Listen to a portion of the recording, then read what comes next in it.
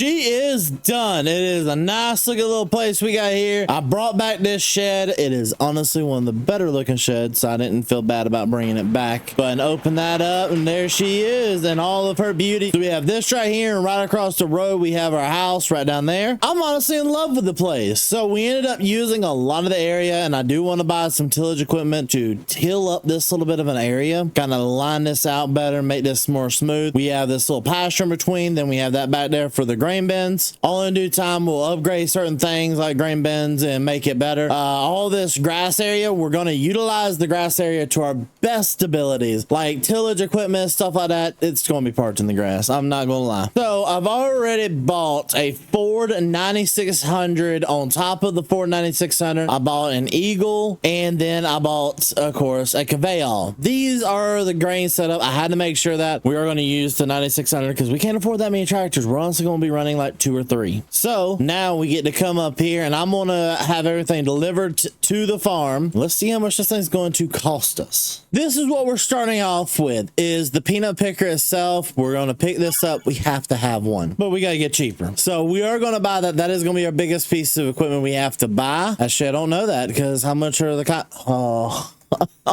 yeah, we're definitely gonna have the cotton custom harvested. That is expensive as all get out. Good lord. So we need at least 120 horsepower to pull it. So now we get to kind of make our decisions on what kind of tractors we want. Hey, now we might be able to make this work, make something like this work. It may not be the correct wheel spacings that we need, but it should work just enough. 250. Good lord, we're going to go broke just on the tractor. But if we get a good one to start with, we should be fine. That's what we're going with. We're going with a 8R 2009 to 2011 US 8345R in a buy. And part of my soul just went with that. This is what we've bought. Just so y'all guys can visualize, this is all we've bought. This is expensive around here. Now we're getting to some other stuff. And this is actually the reason right here of why I wanted to do this farm. We'll do new tires. Oh, I like the road cleaners. And there's your planter.